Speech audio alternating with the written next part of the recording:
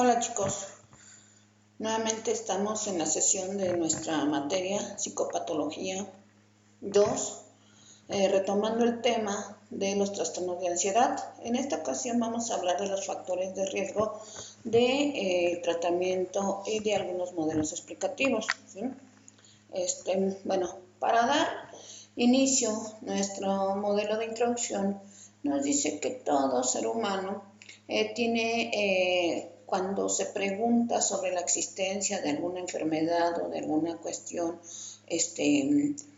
psicológica, emocional o lo que ustedes gusten, siempre va a tener esa pregunta y por lo tanto no se origina de una manera casual. ¿Sí? No se origina, todo tiene una explicación. Entonces, por lo tanto, en este momento nosotros vamos a dar la explicación de lo que son los modelos de ansiedad. Casi la mayoría de los modelos de ansiedad tiene estas explicaciones. En este caso lo estamos retomando para lo que es agorafobia y lo que es trastorno del pánico, que era el tema que estábamos retomando, ¿sí? Entonces, se dice que cada una de las características normales o patológicas también tienen lo que sería una causalidad. Por lo tanto, la normalidad psicológica, los trastornos mentales, emocionales, cognitivos o conductuales, que son los que nosotros como psicólogos tratamos, debemos de tener una explicación totalmente etiopatogénica y totalmente que describa su origen y su desarrollo de por qué se van manejando, ¿sí? Cuando el modelo, cuando se supone que alguien nos consulta o consulta a un psiquiatra o a un médico y les hablamos de un trastorno mental, en este caso las ansiedades, inmediatamente la gente o los parientes, el mismo paciente y los parientes se preguntan ¿por qué? ¿A qué se debe? ¿Cuál fue la causa? ¿Cuál es la causa? ¿Cuál ha sido la cuestión que le dio inicio? Esas van a ser eternas preguntas que nosotros como profesionistas tendremos que explicar.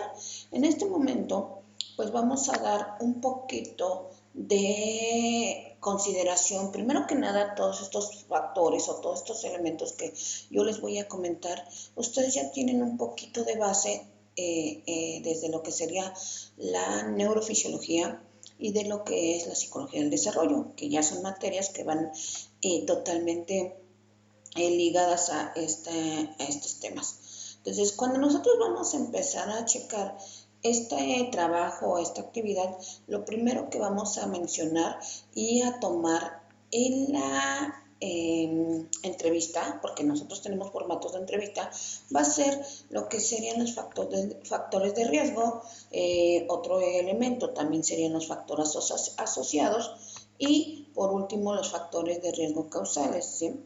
Y uno más que serían los factores protectores. Estos en este momento vamos a checar a través de todas las preguntas que nosotros haremos este elemento o esta fase en la cual explicaremos el origen de la enfermedad o el origen de la problemática o del trastorno en el paciente que estamos tratando. Entonces, el primer punto pues va a ser checar los factores de riesgo. ¿Cuáles son esos factores de riesgo? Primero que nada, ahorita los vamos a ver, cuáles son los factores de riesgo de lo que sería la ansiedad, pero yo les voy a dar una pequeña explicación de qué es un factor de riesgo. El factor de riesgo es un factor que va a aumentar la probabilidad de que esta respuesta, en el caso de lo que estamos viendo, la ansiedad se produzca, ¿sí? Dice, dice, en este contexto un factor de riesgo es aquel factor que aumenta la probabilidad que aparezca un trastorno psicológico. Aquí mismo nosotros tenemos que definir que dentro de estos factores que ahorita vamos a estar tomando en cuenta, vamos a determinar que algunos van a estar también como factores asociados, que quiere decir que van a ser una variable, al unirse con la variable del factor de riesgo, van a aumentar o a disminuir la relación de la problemática, ¿sí? Entonces, ahorita se las voy a ir explicando a través de lo que serían los factores de riesgo. Aquí les doy un ejemplo totalmente con lo que es el factor asociado. Nos dice, el factor asociado refleja cualquier tipo de asociación, ya sea positiva o negativa, que establezca la relación con lo que es el factor de riesgo. En el momento, ejemplo, el mal rendimiento escolar y la psicopatología son factores asociados y si no se tiene más información, tanto puede ser psicopatología, para esta psicopatología, van a ocasionar un mal rendimiento. ¿Qué quiere decir en esta parte? Que si la persona tiene, saliendo de lo que sería la ansiedad, si la persona tiene un problema de, ¿cómo se llama? Neurológico, vamos a pensar, un trastorno neurológico como sería problema de aprendizaje y yo todavía no tomo como padre lo que sería la situación de la enseñanza, que eso les comentaba yo en la clase pasada con las personas de ahorita en el modelo de COVID, pues se va a aumentar lo que es el factor de riesgo de una baja comprensión o un bajo nivel de aprendizaje. Este es asociado, pero o podemos manejarlo de forma positiva. Ok, tiene un bajo nivel de aprendizaje, tiene un problema de aprendizaje y la mamá se sienta todos los días a hacer tareas con el sujeto y a explicarle de una forma más fácil la información y entonces esto va a aumentar, va a ser una forma positiva para lo que sería la relación del aprendizaje. Sí, estaríamos hablando de esto. Otro elemento, otra explicación podríamos darla también en lo que sería, en este caso, la historia de la depresión y de las ansiedades, que todas estas son problemas emocionales. Vamos a pensar, si ustedes recuerdan de psicología del desarrollo, sabemos que existen 3 tipos de temperamento: el temperamento fácil, el temperamento adaptable y el temperamento difícil. Los niños o cuando nos salimos nosotros venimos dotados de un temperamento, ¿sí? Recuerden que el temperamento es hereditario y que ahorita lo vamos a retomar muchísimo porque es parte de los trastornos que estamos retomando. Entonces, este temperamento, vamos a pensar que primero que nada el temperamento es alto del sujeto, muy explosivo. Y ese temperamento explosivo o de temperamento difícil que tiene el sujeto, lo primero que va a hacer es que en casa no le ponemos reglas, ¿sí? Lo vamos a dejar hacer lo que quiera y entonces sí vamos a tener un niño muy berrinchido, un niño con problemas de conducta o también un niño con problemas de bipolaridad, ¿sí? En este caso. Pero si es al contrario, es un temperamento débil y todavía los factores de riesgo asociados que están dentro de lo que es su relación, podríamos decir que viene de una familia donde lo minimizan, donde su autoestima está baja, donde los vínculos familiares no están bien estrechados, un niño que se le fue dejando pues sobrevivir a lo largo de su vida, entonces pues va a tender a caer más en esta probabilidad de que ocurra el evento. En este caso sería un trastorno del estado de ánimo o un trastorno emocional que sería depresión o ansiedad, ¿sí? Entonces, eso sería primero que nada lo que serían los factores de riesgo y los factores asociados.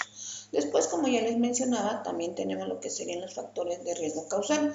Estos se dice que se pueden manipular y dice cuando se manipulan se demuestra que modifican el riesgo de la probabilidad.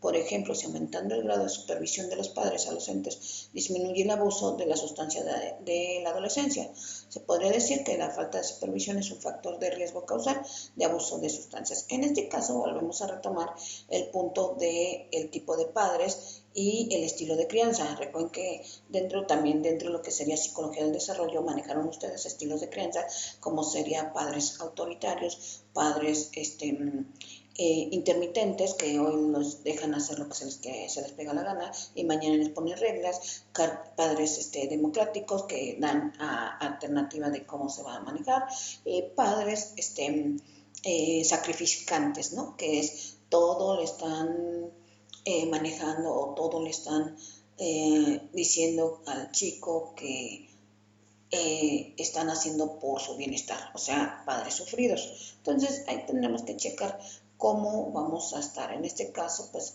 si estamos verificando un padre democrático que le da la alternativa y le dice al chico cómo consumir una droga, que si tiene alguna problemática mejor se la diga para que el papá le ayude a salir adelante, pues, y que no vaya a caer en drogadicción, pues entonces ahí ya estaría un factor de riesgo causal. Nada más. Sí, dice el número de factores de riesgo, el momento en que ocurre, la duración y el contexto son relevantes para entender el proceso causal. Aquí entraremos nosotros con lo que sería el modelo de prevención. ¿Por qué? Porque el modelo de prevención es que digamos a los padres en alguna situación o en algún modelo terapéutico, ya sea como prevención en talleres o como modelos terapéuticos, de cómo podrían dirigir el cuidado del sujeto, o el cuidado del niño, el cuidado del adulto y demás, que para eso nos estamos preparando nosotros, ¿sí? Entonces ahí entran lo que serían los factores de riesgo causal. Y bueno, por último, hablando de los factores de riesgo, como explicación, tenemos lo que serían los estudios de moderación permitidos por los factores protectores. ¿Qué es un factor de protección? Es un factor en el que la probabilidad de que el evento, en este caso enfermedad, trastorno o complicación, aparezca. Y entonces lo vamos a manejar con características del individuo. Si es de bajo temperamento, pues a lo mejor vamos a cuidarlo más, a darle mayor seguridad, a enseñarle a tomar sus propias decisiones, pero siempre cuidándolo. Si a lo mejor es una persona con temperamento difícil, lo primero que vamos a hacer es a manejarle de forma adecuada y estratégica las reglas, qué puede hacer, qué no puede hacer y para qué lo puede manejar, ¿sí? Esto va a ser dependiendo de las características del individuo, nada más. Y en este caso, pues una de las características es el temperamento y el carácter.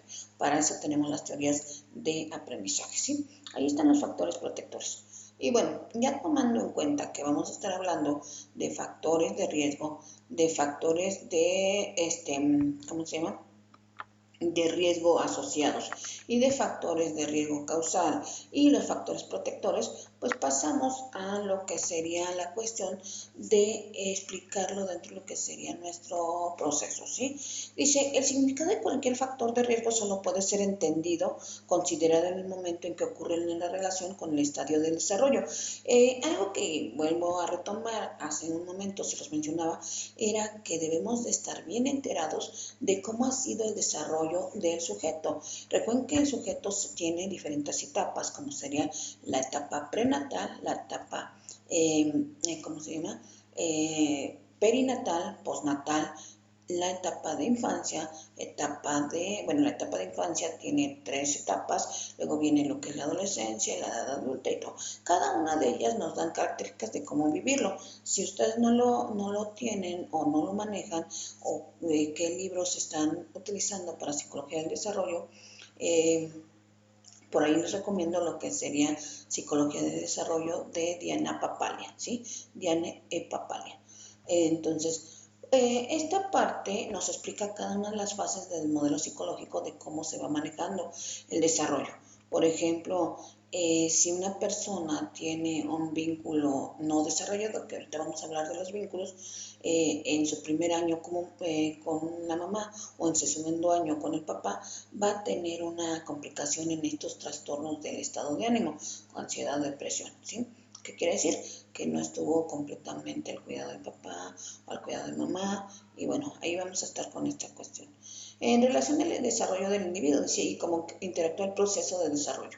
La mayoría de los factores de riesgo se conocen que conocemos no son causales. El reto actual es identificarlos aquí en los factores de riesgo si son causales. Sin embargo, conocer los indicadores de riesgo no es suficiente para comprender el proceso etiológico de comportamiento disfuncional o no adaptativo, ¿sí? El mecanismo de riesgo señalan los procesos a través de los cuales operan los factores de riesgo y generan una respuesta no adaptativa. Como la psicopatología es multicausada, los factores de riesgo y los mecanismos de riesgo implicados son habitualmente múltiples y tienen mucha complejidad. Entonces se tienen que checar los factores de riesgo en forma transversal y longitudinal para verificar las diferentes respuestas, ¿sí? Primero que nada, como ya les hablé de todos estos factores de riesgo, que serían los importantes y los que coadyuvan a lo que sería el beneficio del sujeto, tanto, bueno, beneficio positivo o perjuicio en esta cuestión de adquirir un desarrollo adecuado. Entonces, por lo tanto, dice que los efectos encadenados pueden ayudar a explicar por qué algunos de los problemas, porque en algunos casos los problemas de la infancia predicen dificultades en la edad adulta.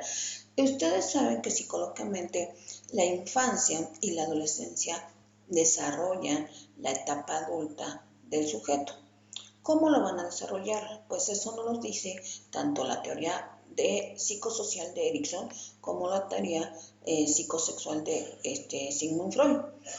Totalmente nos van a estar manejando la explicación de el por qué, el para qué de las problemáticas de salud emocional, ¿sale? También vamos a tener pues la teoría de Jean Piaget para problemas de aprendizaje y problemas adaptativos. Y bueno, todas las teorías psicológicas que ustedes ya vieron, ¿sale? Entonces, bueno, aquí vamos a retomar algunos tipos de factores de riesgo. Cada que nosotros hacemos una entrevista, tenemos que checar claramente estas problemáticas sobre lo que serían los factores de riesgo. Primero que nada, el primero que tomamos es la genética, ¿sale? En la genética vamos a checar primero cómo está el sujeto dentro de lo que serían su desarrollo genético a través de lo que sería si tuvo problemas.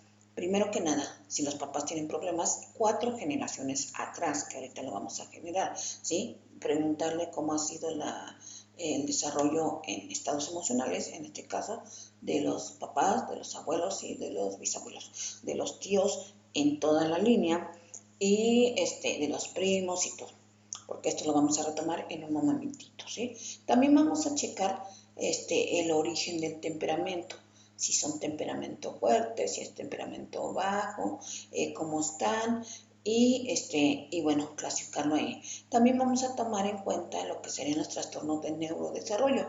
Recuerden cómo nació o cuáles fueron las características de lo que fue del embarazo hasta lo que es el nacimiento, etapa prenatal, perinatal y postnatal. ¿Qué quiere decir aquí esta parte? Primero, prenatal, pues qué fue lo que consumió la mamá durante todo el periodo de alimentación, de medicamentos, que ahorita lo vamos a retomar más adelantito, medicamentos, que vamos a tomar lo que sería alimentación, que vamos a tomar estados de ánimo, por eso dicen que las mamás deben de estar en una etapa tranquila o las mujeres embarazadas y demás, porque todo esto nos va a dar un proceso de genético de neurodesarrollo y bueno, genético y biológico, ¿sale? También verificar cómo estuvieron los niveles de oxitocina, tanto de la madre como eso se lo va a heredar al niño, ¿sale? Ese sería el factor genético. Después tenemos los factores ambientales. En estos factores dice alteraciones perinatales nuevamente, pero estas alteraciones no son por parte de la genética, sino son por el ambiente. Primero, cómo, si consumió alguna droga, cómo estuvo su alimentación, cómo es el estilo de crianza, qué tipo de drogas consumió, cómo están los vínculos, recuerden que hay vínculos seguros, vínculos desorganizados y vínculos críticos. Entonces, dentro de lo que sería este factor ambiental, se pueden explicar ampliamente los factores de riesgo. Luego, otro factor de riesgo importante, ya sea económico o social, pues es la pobreza. Desgraciadamente, la pobreza, que México tiene un porcentaje súper alto de pobreza, el 76% de la gente está en un nivel de pobreza. ¿Qué lo hace generar? O sea, la pobreza tiene varios niveles, porque va nivel de pobreza alto, nivel de pobreza medio y nivel de pobreza bajo, y posteriormente viene, ¿cómo se llama? Ahí se me fue el nombrecito, lo que es pobreza extrema y mendiguicidad, ¿sí? O sea, esos ya son factores enormes, pero bueno, esto se los comento porque México está en un modelo muy fuerte de lo que es la pobreza.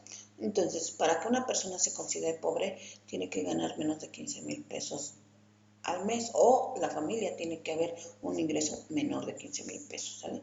Entonces creo que la mayoría estamos en ese nivel.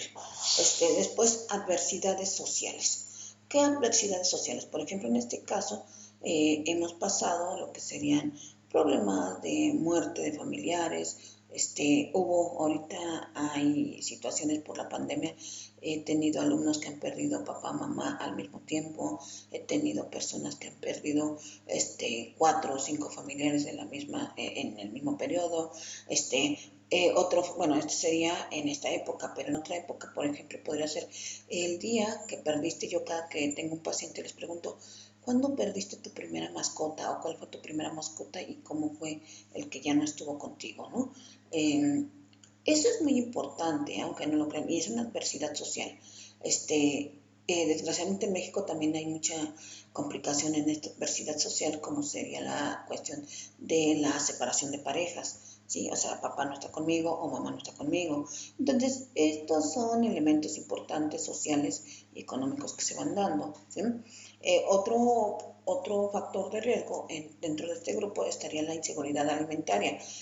A veces hay personas que pues no saben qué les van a dar de comer o no tienen una alimentación equilibrada con todo lo que serían los 5 grupos, entonces hay que checarlo, ¿sabes? Otro factor de riesgo que se maneja es el sexo. Desgraciadamente para todos los procesos de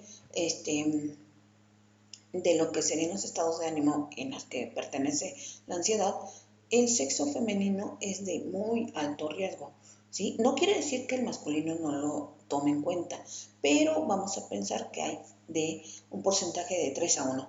3 mujeres afectadas a un hombre, ¿sí? 3-1, entonces ahí estaríamos completamente en esta acción. Y por último, otro factor de riesgo que tenemos es el nivel de estrés. Este nivel de estrés que ya les comentaba que nosotros es uno de los factores de adaptación que debemos de tener. ¿Cómo se adapta la gente a cada proceso de la vida? Ya tomando en cuenta todos los factores que acabo de mencionarles, genética, mental, económico, social, sexo, pues cómo se adapta y cómo va generando su temperamento, ¿sí?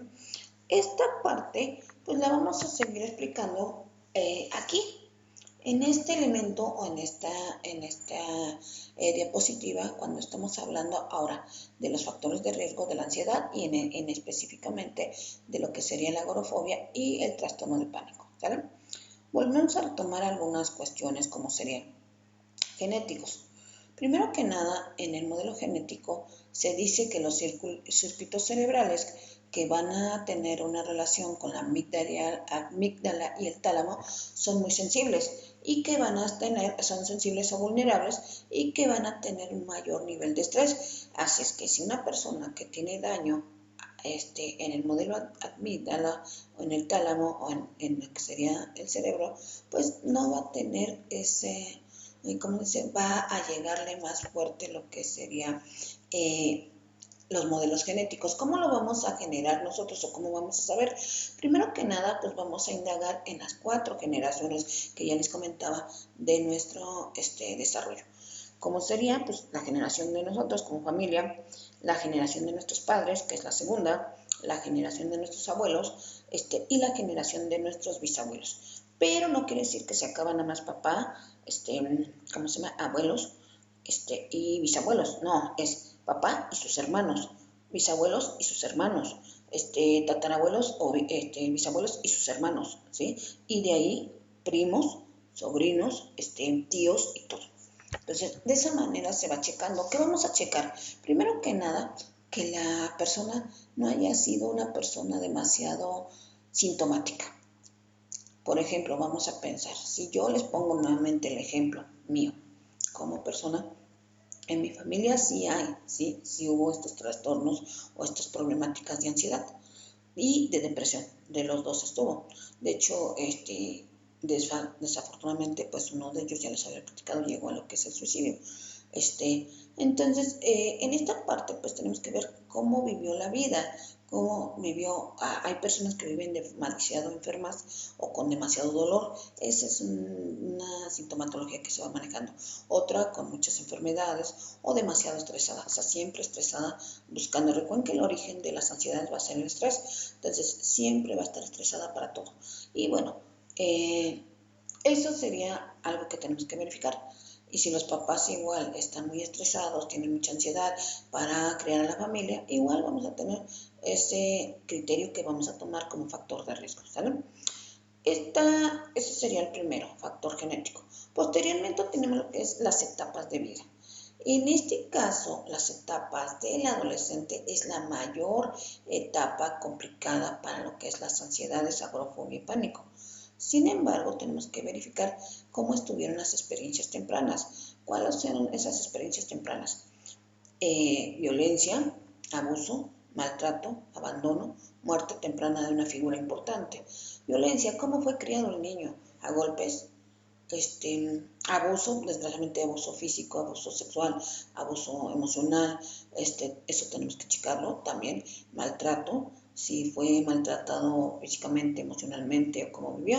Abandono, abandono tanto familiar como económico, cualquier situación.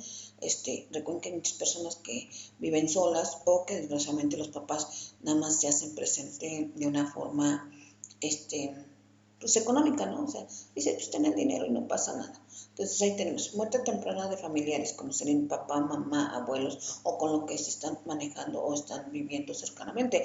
Y bueno, yo aquí les incluiría lo que es la mascota, ¿sí? En la muerte temprana de una mascota, cómo murió o qué pasó con tu primera mascota. Recuerden que los niños le van a dar un vínculo muy fuerte a la mascota. De hecho, ahorita en estas etapas la mascota pasa a ser parte de la familia, ¿sí? Entonces tenemos que verificar cómo están. Y esas serían etapas de la vida. Todas las etapas de vida tienen un riesgo, pero en especial la etapa, en este caso, de los modelos de ansiedad, lo que es la adolescencia es muy importante, ¿vale?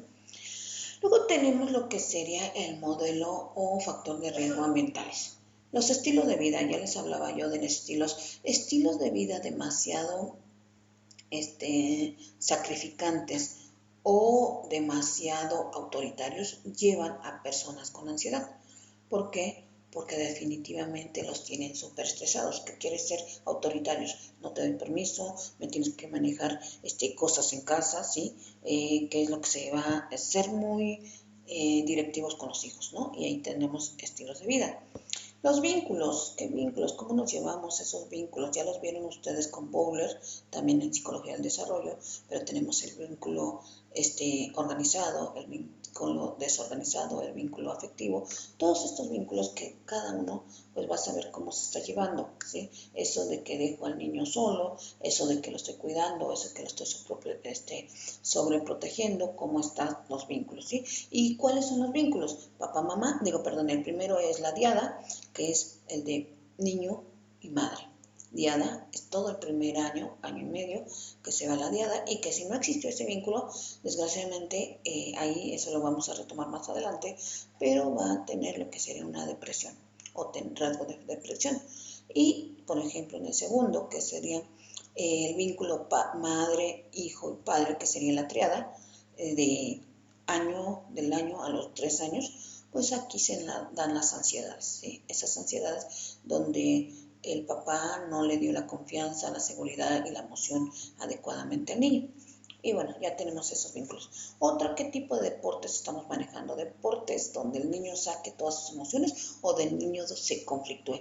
Una de las problemáticas que maneja el deporte es que a lo mejor le tomamos en cuenta de que queremos que el niño haga actividades que los padres no hicimos, pero sin embargo el niño tiene que decidir qué deporte hacer, ¿sí? Donde se sienta bien, donde se sienta seguro, no donde genere más estrés. Y además, esa parte que los papás quieren que haga un deporte y aparte que sea exitoso, o también la escuela, ¿no? La escuela porque dicen, tiene que sacar pros dieces, tienen que hacer esto y tienen que manejar. Esta parte es modelos ambientales muy fuertes.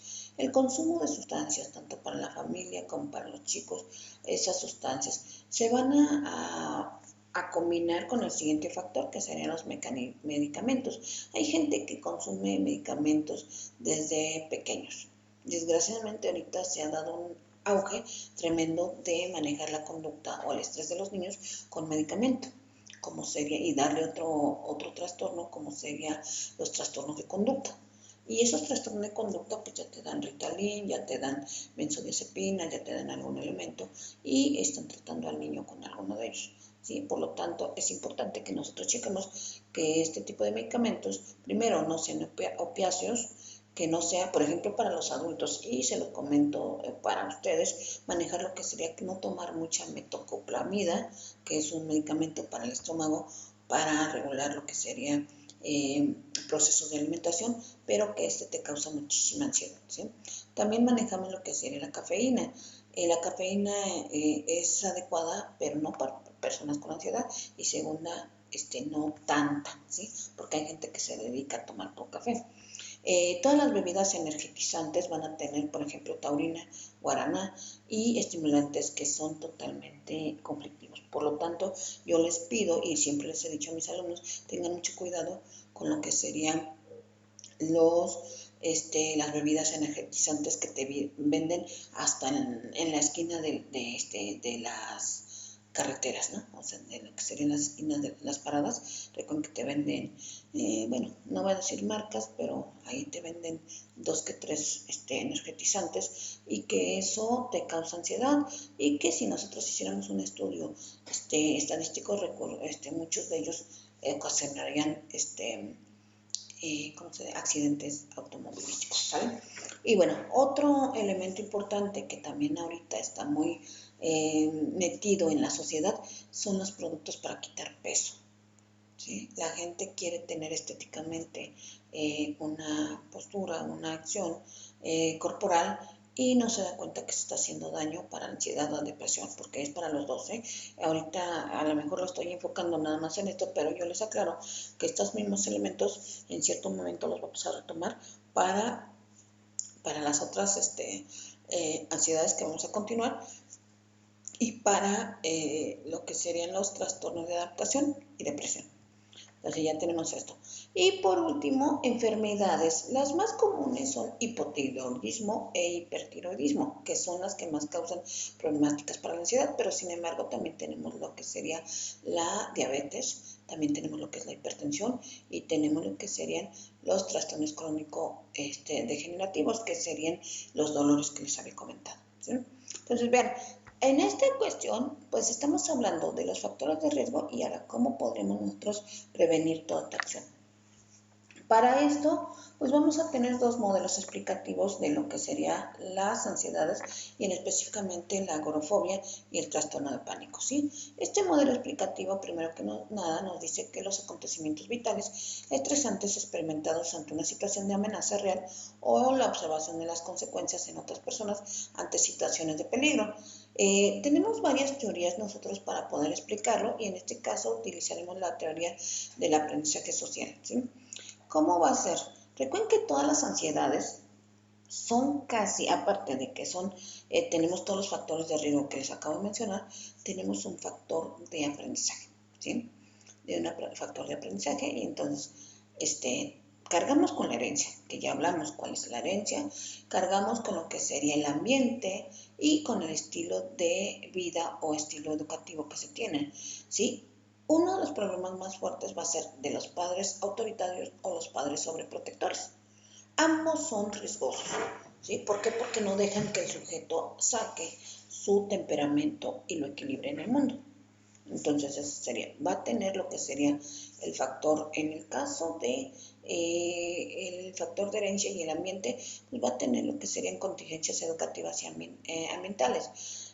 Va a tener mucha sobreprotección, va a manejar lo que sería la cuestión de que lo van a mandar a lo mejor a 80,000 cursos, lo van a mandar a escuelas específicas, o lo van a dejar que ni siquiera a la escuela vaya, ¿no? Entonces ahí vamos teniendo.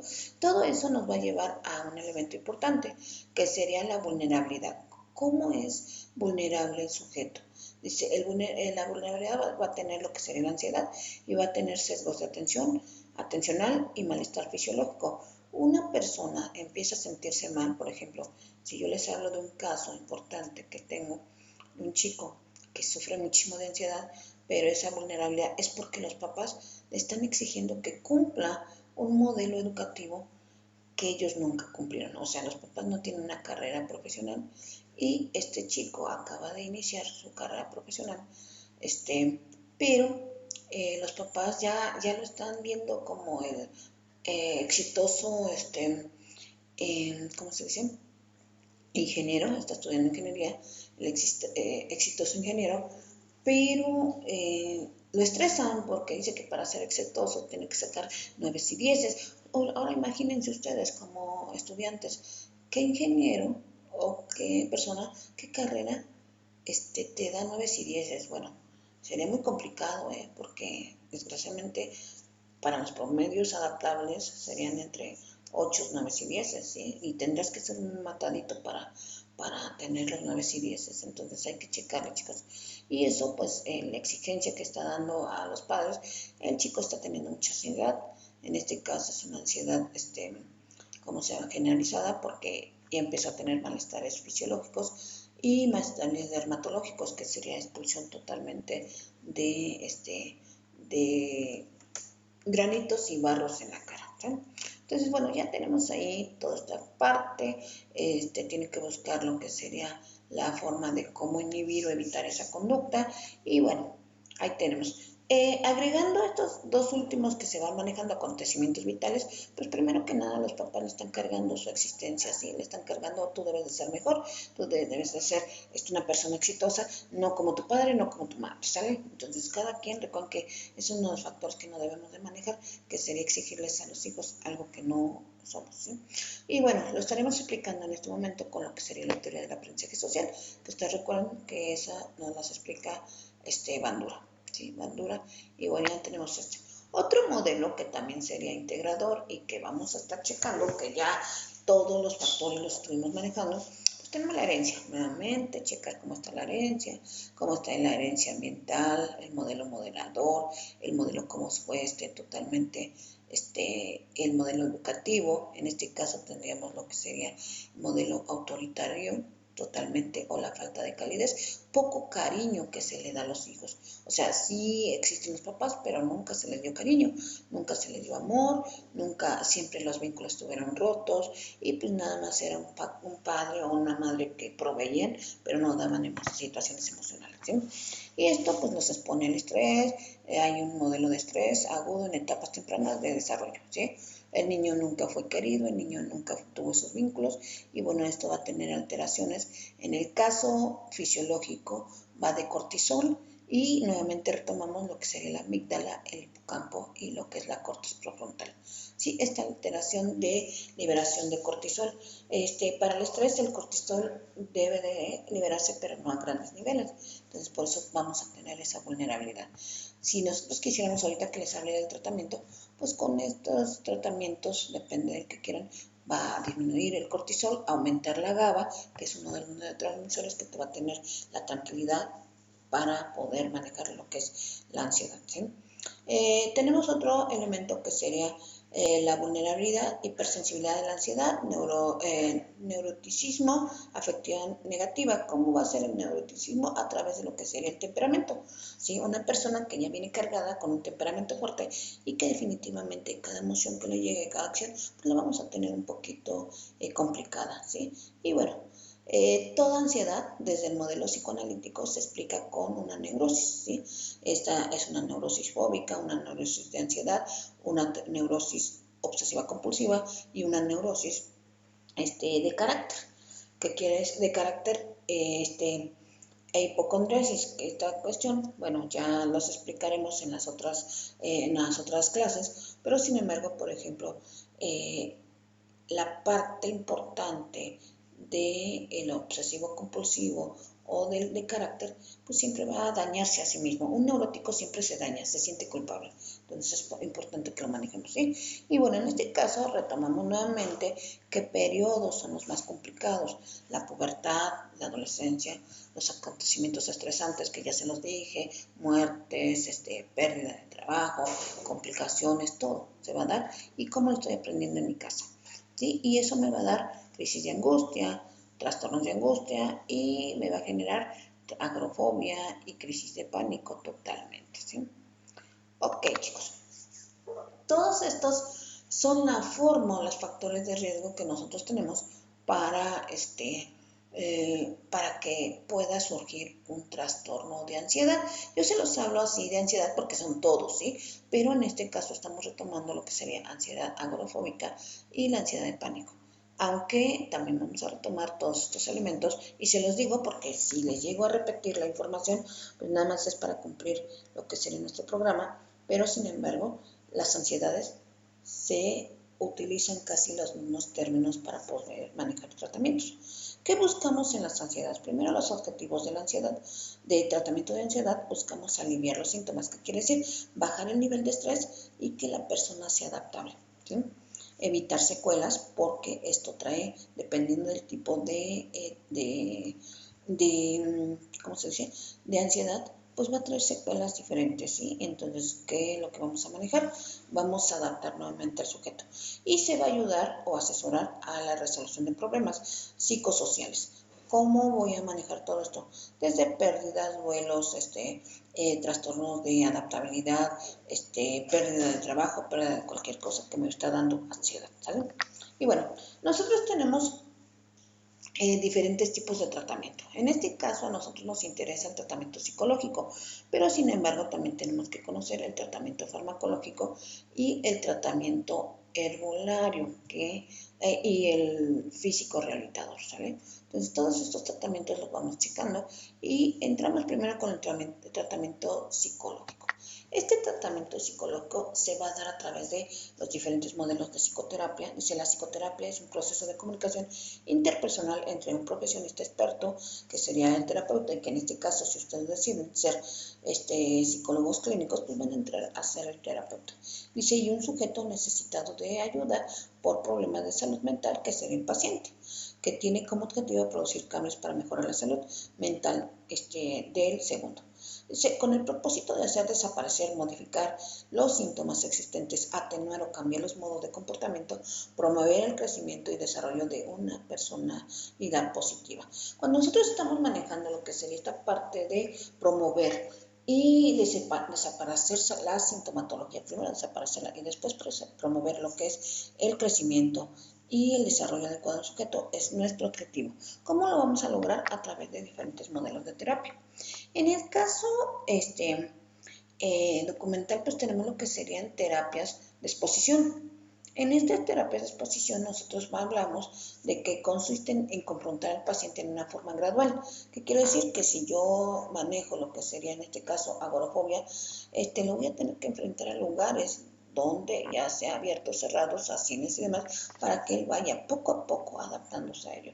Dice, forma gradual y repetida de la situación temida hasta que se reduzca la ansiedad por un proceso de habituación, extensión de miedo, son las terapias que mayor eficacia han demostrado para el tratamiento de las fobias y otros trastornos de ansiedad. En el caso de la fobia específica y la agorafobia pueden administrarse los estímulos temidos en vivo o en imaginación. ¿Qué quiere decir? Que primero le voy a poner dibujos, le voy a poner películas, acciones o demás, y después ya lo voy a llevar a lo que sería el presencial, ¿sí? En este tratamiento de la crisis de angustia puede inducirse a la sensación interna de ansiedad que generalizan las crisis. ¿A través de qué te encasa? Bueno, ustedes ya la retomarán un poquito más adelante en todo lo que sería, hay una materia que se llama modificación conductual, pero de todas maneras aquí se los menciono que sería el tratamiento de una técnica de exposición en vivo, que ya les acabo de mencionar, llevarlo directamente al lugar donde está el problema. Desensibilización sistemática. Esta desensibilización sistemática habla de que poco a poco yo te voy a ir acercando al modelo que estás teniendo como problema, ¿sí? A los lugares críticos, a los animales, a lo que sería la gente, a todo. Y luego la exposición interoceptiva. Ese sería un modelo de terapia, ¿sí? Tenemos otra, que sería técnicas de control fisiológico. Aquí sería más que nada la relajación y lo que es la respiración. En este apartado, simple y sencillamente nosotros vamos a tratar de que el sujeto se concentre a los síntomas fisiológicos. Recuerden que yo les hablaba en la primera sesión del tipo de síntomas que tiene el modelo de ansiedad y los síntomas fisiológicos para controlar ese estrés, esa ansiedad, esa dureza del cuerpo y lo relaje, ¿sí? Entonces va a tener posiciones de relajación, de cara, sobre todo de cara, ¿cómo se llama? De todo lo que sería la corporalidad, porque una persona estresada, pues no sé si conozcan a muchas, pero una de las características es que siempre le va a dar en la cara y vienen los derrames cerebrales, viene lo que sería el que se me volteó la cara, y le damos muchísimas explicaciones, ¿sí?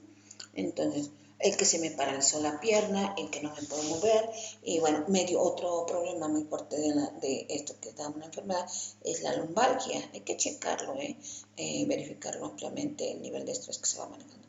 Lumbalgia y la ciática. ¿Sí? No todas son por modelos fisiológicos. No quiere decir que no existan fisiológicamente, sino que esto tiene un alto nivel o una comorbilidad con lo que sería la ansiedad. Y bueno, ¿qué tipo de técnicas podemos utilizar aquí? Pues tenemos técnicas de tratamiento de respiración, enseñarnos a respirar, enseñarnos aquí en esta cuestión, y relajación muscular progresiva. Los mindfulness, que también ahorita está muy de moda, ahí estaríamos manejándose. Otro modelo de técnica sería la técnica cognitiva o motivacional.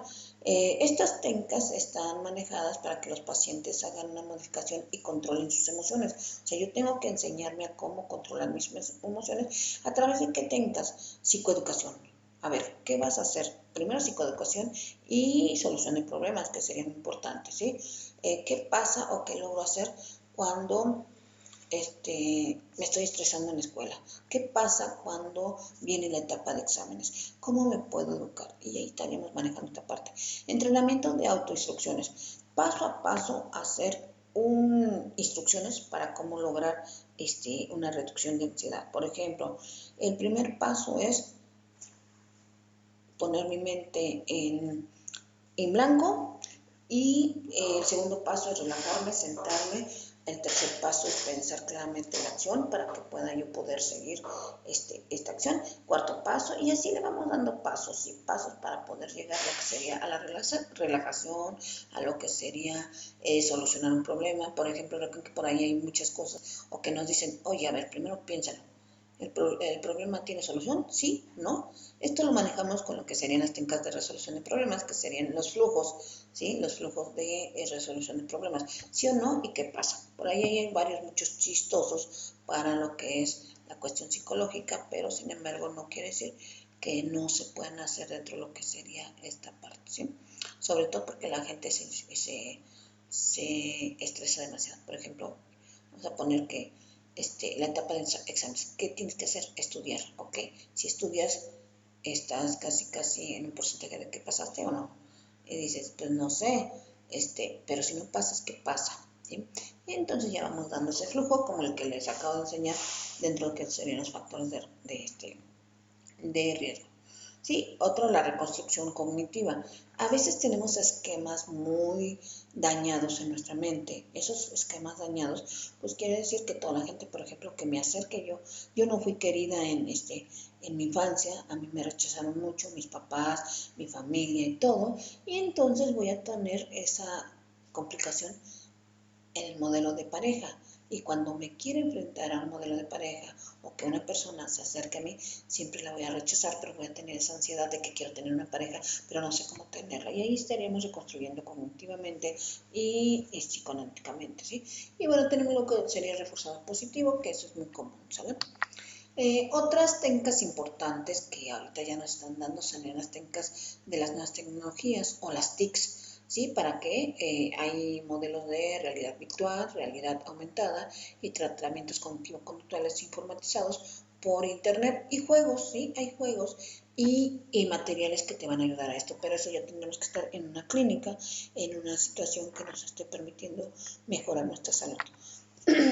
Esas fueron las técnicas cognitivas o conductuales. Ahora tenemos algunas, les voy a mencionar lo que serían las técnicas psicodinámicas, estas basadas con lo que sería el psicoanálisis, y que nos dicen que se agrupan bajo lo que sería la psicoterapia de investigaciones de Sigmund Freud en el psicoanálisis, y tiene estos puntos. Sí, no vamos a ahondar mucho a ellos porque definitivamente en nuestra institución no nos manejan mucho lo que sería esto hasta que estemos, creo que en séptimo cuatrimestre, ¿sí? Pero sin embargo vamos a tener lo que serán modelos psicoterapéuticos y algunos se van a retomar como esto. Como sería, tienen en común ciertos conceptos fundamentales, como sería, ya les decía, que no han construido adecuadamente su yo. Cuando tienen conflictos entre su yo, recuerden que la personalidad se maneja tres entes, la tópica de la personalidad es el ello, el yo y el superyo. Entonces, el yo se debió de haber elaborado entre los 3 y los 2 y los 4 años, y no se elaboró, que eran los vínculos. Entonces, desgraciadamente está desequilibrado, y si se elaboró de forma negativa, pues ahí tienen las ansiedades, ¿sí? Y entonces se tiene que manejar una reestructuración. También dice la existencia de motivaciones inconscientes en nuestra conducta. ¿Qué era lo que yo quería? Como vienen los factores de riesgo de hambre, por ejemplo, tuve una paciente, les voy a comentar, esta paciente vivió una etapa de infancia muy pobre, una familia de 5 con un papá que las deja, y que definitivamente la mamá tuvo que salir a trabajar para poder mantenerlas, pero ellos siempre andaban con ropa usada, andaban con lo que sería, pues pasando frío, pasando hambre, o sea, todo lo que les acabo de mencionar, lo pasó. Afortunadamente, pues se les dio el hecho de que la mamá les apoyó muchísimo para lo que era la parte de la educación, y aparte empezaron a trabajar desde pequeños. Esto les ayudó a estudiar una carrera. En este caso, esta chica es enfermera, y algo que traía como ansiedad era, primero que nada, la convivencia, el no poder tener hijos porque no quería esa carencia que tenía, que darle la carencia que tuvo ella. Y el segundo, el manejar un cumpleaños. Ella quería y amaba y veía que a sus vecinitos les festejaban un cumpleaños y a ella no. Entonces, ella quería manejar lo que era un pastel, ¿sí? Pero necesitaba un pastel para ella sola, o quería comérselo como lo manejan en las películas. Entonces, bueno, una de las técnicas que le manejamos fue precisamente compra 2 pasteles, uno lo vas a partir con con tu familia, en donde te canten las mañanitas, donde tú seas la protagonista y demás. El otro lo vas a agarrar y te lo vas a comer tú sola, ¿sí? Para quitar esa ansiedad de decir qué es lo que va a pasar, ¿sí? Cómetelo o manéjalo como puedas, ¿sí? No quiere decir que te lo vayas a comer todo, pero que tú lo puedas agarrar, meter las manos, checar y decir qué pasa. Ya si dices, primero que nada lo tienes que sentir, tienes que manejar esa parte de la sensibilización, y bueno, ahí tendremos que checar todas esas conductas negativas, porque ella traía muchos esquemas de desarrollo y muchos vínculos desorganizados, ¿sí? Totalmente. Y bueno, otra de las ansiedades que cargaba es que su papá regresó, pero regresó enfermo, ¿sí? Y una de las carreras la carrera que ella eligió fue enfermería. Y por ética, por formación y por todo, pues tenía que atender a su papá, pero él le traía muchísima ansiedad estar cerca de él, debido a que lo culpaba de, pues, de la vida que se manejó, ¿no? Porque ya regresó, tiene otra familia, tiene otras cosas, pero pues ya saben, la gente regresa al lugar donde fue atendido o donde tiene algún contacto, un vínculo, porque en otro lado no lo tiene. Entonces así fue, ¿vale? Y bueno, ya esto sería manejando un poquito a través de esto. La importancia de las experiencias tempranas, que aquí era cómo vivieron, cómo se estuvo, que ya lo estuvimos manejando ampliamente y que sería complicado. Bueno, en cada uno de los sujetos tenemos que preguntarle. Por eso se hace lo que es la anamnesis en la entrevista. Cuéntame toda la historia, cómo te fue, cómo hiciste. Por ejemplo, algo que yo les pregunto mucho cuando me presentan ansiedad es: ¿cómo fuiste o cómo entraste a tu primer año de escuela, kinder o primaria? ¿Cómo eres de los niños que se despidió tranquilamente, así, adiós mamá, espero que regrese, o era de los que se agarraba de la puerta y con tal de no entrar porque tenía esa ansiedad de perder la madre, ¿sí? Que eso sería otra parte. Y bueno, ustedes recuerden cómo entrar. Y luego tenemos la angustia y la consideración de la relación terapéutica como factor promotor de la comprensión del origen y mantenimiento de la sintomatología. Y por último, los mecanismos de defensa como estrategia para modular el dolor psíquico. ¿Cómo vamos a desarrollar? Si en el otro desarrollamos lo que sería el modelo de estrategias, en este vamos a manejar el modelo de mecanismos de defensa. ¿Cómo vamos a utilizar la represión? ¿Cómo vamos a utilizar lo que sería la regresión, el modelo proyectivo y demás? Todos esos se van a checar, ¿sí? Entonces dice que el objetivo de las psicoterapias psicodinámicas es promover la comprensión e integración del aspecto del yo. Aquí se tiene que sanar el yo para bajar los niveles de ansiedad. Encontrar nuevas maneras de integrar estos para funcionar y desarrollarse con más libertad y eficiencia que se tienen que manejar.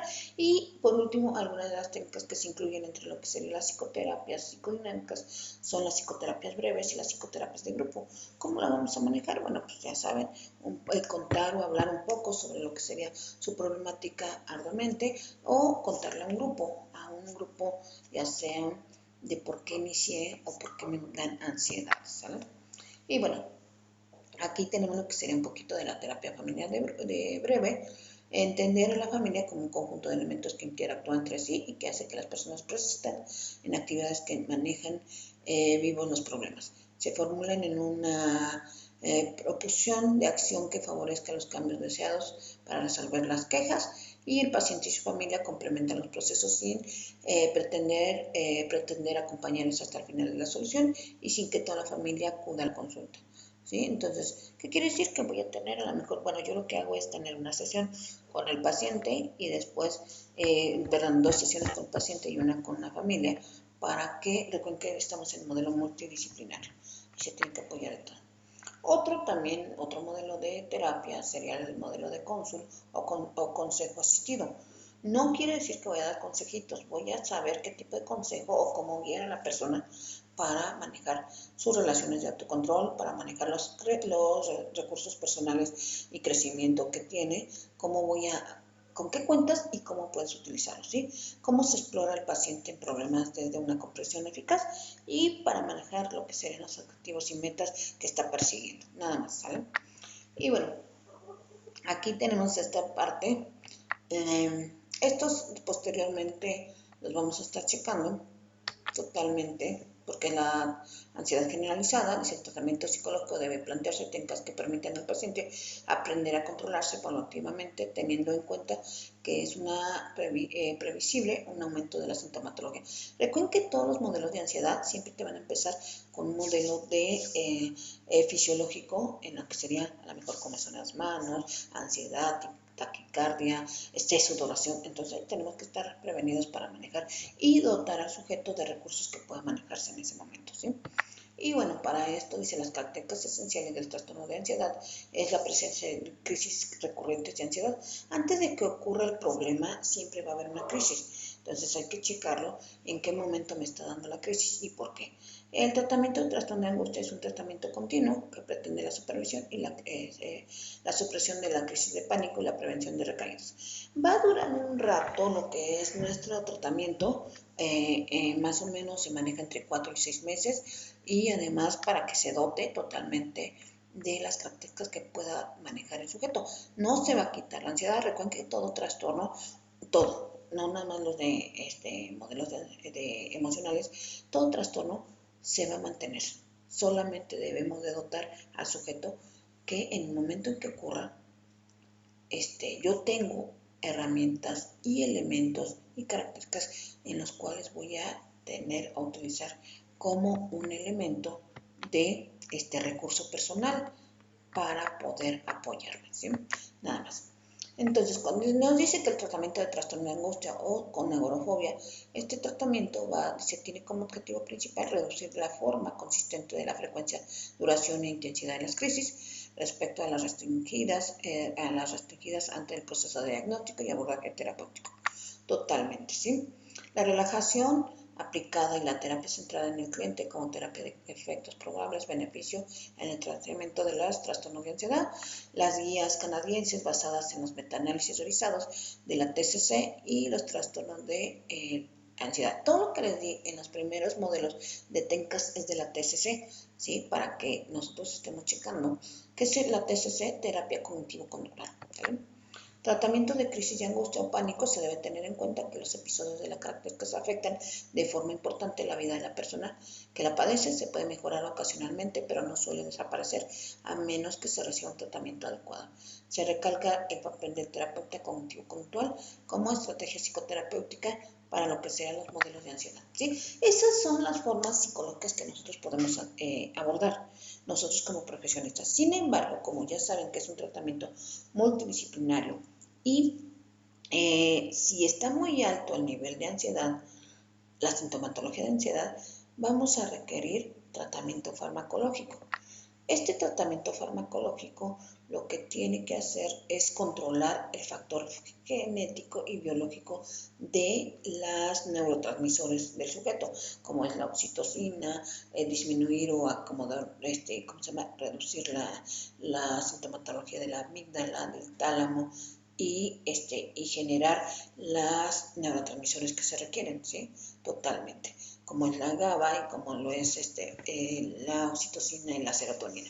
Entonces es importante que nosotros lo chequemos, lo manejemos ampliamente. Y bueno, dice, la psicoterapia es un proceso de comunicación interpersonal entre un profesionista experto y demás, que esto ya se me fue, perdón. Trastorno de ansiedad, vamos a utilizar antidepresivos. Totalmente, hay medicamentos específicos para ello. Estos medicamentos son los ansiolíticos, que serían benzodiazepinas, como lo es el alprozol, el bromazepam, el lorazepam y el diazepam. El más conocido es el diazepam, ¿sí? Pero sin embargo, bueno, cada uno decide si lo quiere tomar, cómo lo maneja, cada uno de nosotros vamos a checar. Otros de los elementos serían las azopironas, que sería parte de los medicamentos antidepresivos, uno más las pregalinas, gabalinas y las hidroxicinas. Totalmente, todos estos, bueno, van a estar en cuestión, va a depender del médico, que también va a ser médico, psiquiatra o neurólogo que pueda recetarlo. Nosotros solamente lo vamos a retomar y lo van a conocer ustedes, no sé si ya estén llevando su materia o la van a llevar, que sería farmacología, ¿sí? En este caso, pues vamos a tener que cada fármaco tiene que llegar a un neurotransmisor que tiene que tener una apertura y que va a ayudar a disminuir o a aumentar la sintomatología en ese neurotransmisor o en esa área para que se equilibre nuestra conducta. Nada más. Y bueno, también tenemos lo que serían los antidepresivos, otro grupo totalmente, que serían las paroxetinas, las fluoxetinas, la fluvoxacina, citalopram, sertralina, clorimipramina o imipramina, y bueno, junto con el grupo de los ansiolíticos, que serían las benzodiazepinas, que acabamos de checar, las azapirocinas, que serían buspironinas, y los antipsicóticos. Todos estos nos van a ayudar, pero nosotros solamente los vamos a conocer, ¿sí? Los vamos a conocer. Aquí no se los mencioné, ustedes tienen otra materia que se llama farmacología, en el cual cada una de estas se va ampliando. Las crisis de angustia. Si realmente la persona tiene muchas crisis de angustia, tenemos que utilizar lo que serían las benzodiazepinas, ¿sí? Y los inhibidores de lo que sería la serotonina, totalmente como tratamiento, ¿sí? Y nada más. Otro punto, bueno, con esto nosotros tenemos que escucharlo y saber si el paciente requiere un medicamento y manejarlo, lo que sería una canalización con psiquiatra o neurólogo, ¿sale? Esto sería. Pero también algo que podemos ayudar o que nosotros podemos utilizar, el tratamiento de autoayudas. ¿Cómo son? Primero con la biblioterapia. Utilizar libros de fácil lectura que nos genere una ayuda para mejorar lo que sería la ansiedad y la depresión. Entonces ahí tenemos que checar, por eso les pido, y bueno, yo he recurrido mucho a lo que es la biblioterapia para poder manejar aquí sí un poquito de libros de autoayuda para que la persona mantenga lo que sería ese nivel emocional adecuado, ¿sí? Entonces van a ser lecturas que van a ser guiadas, lecturas de autores que te van a ayudar perfectamente a lo que es la problemática que se va teniendo, porque va a depender de qué tienes o por qué tienes lo que sería la ansiedad o bueno, cualquiera de las ansiedades que tienen, ¿sí? Porque la tuviste, porque se va manejando, y bueno, pues ahí tendremos muchísimos autores. Otro, pues ya habíamos dicho, los programas en línea, que son programas que van, dice, basados en los principios de la TCC, que puede llegar a ser una alternativa válida para el tratamiento de trastorno de ansiedad. Los destinatarios en este tipo de terapias pueden ser pacientes que deben, debido a algún tipo de aislamiento geográfico personal, no pueden utilizarlo, como sería la agorafobia, tener un acercamiento presencial, ¿sí? Entonces ya tenemos esta parte. Y un elemento más que se utiliza y que bueno, esto ya sería no recomendado, pero que debemos de conocer porque tenemos que preguntar a la persona si está tomando algo, ¿sí? Desgraciadamente o afortunadamente hay muchísima herbolaria. La gente ahorita está tomando este reauge para manejarla. Por lo tanto, debemos de saber qué tanto toma, cómo lo toma y para qué. Si le ayuda, yo estoy a favor de la herbolaria, yo, ¿sí? No estoy diciendo que el programa, la escuela, yo, sin embargo, tiene que ser dosificada y tiene que ser bien estructurada. Eso lo vemos en farmacología y también a lo mejor se lo van a tratar, ¿sale? ¿Cuáles son estas hierbas que pueden ayudar? Nada más se las voy a mencionar porque definitivamente, pues, ya les dije, se les va a quedar en la presentación, pero no es como para que nosotros estemos recomendando hierbas, ¿sale? Es para preguntar si está tomando algo, está para situaciones de decir cómo relajarse y bueno, tenemos lo que sería el cava, ¿sí? Que se va manejando y que es un medicamento o es un recurso ceremonial que se utiliza como si fuera una sustancia ritual para entrar a un grupo, ¿sí? Entonces, bueno, se va buscando, se va checando y va. Otro que es muy ocupado en México es la valeriana. Totalmente es una hierba para tranquilizar y relajar el cuerpo y lo utiliza la gente para lo que es dormir, relajarse y quitarse el estrés. De hecho, viene dentro de lo que serían las 7 flores, ¿sí? Por ahí si tienen su tecito de 7 flores. Otro también es la pasionaria, que es también una hierba seca que se maneja en infusión en tecitos. El ginkgo biloba, que mucha gente lo toma como energetizante, que viene también dentro de lo que serían algunas vitaminas, pero si la persona tiene ansiedad no lo puede tomar, ¿sabes? La calderona amarilla, que es también tranquilizante nervioso. Tenemos lo que sería el espino blanco o amapola. Es muy importante que nosotros lo chequemos. Uno más, y de hecho es un mineral, el magnesio. El magnesio es muy importante y eso sí, que lo esté tomando la persona para bajar sus niveles de ansiedad. Desgraciadamente ahorita por el tipo de alimentación que tenemos, mucha gente le falta el magnesio y por lo tanto tiene ansiedad, ¿sí? Y bueno, sería parte de la biblioterapia y todo. Es todo lo que nosotros podemos hablar y terminar con lo que serían los trastornos de agorafobia y pánico. Chicos, si ustedes tienen alguna pregunta, algo que quieran que les realmente háganmelo saber. La próxima clase vamos a tomar otro tema, vamos a estar manejando otro modelo de ansiedad, pero a continuar con ello, ¿sí? Muchas gracias y que se la pasen bien.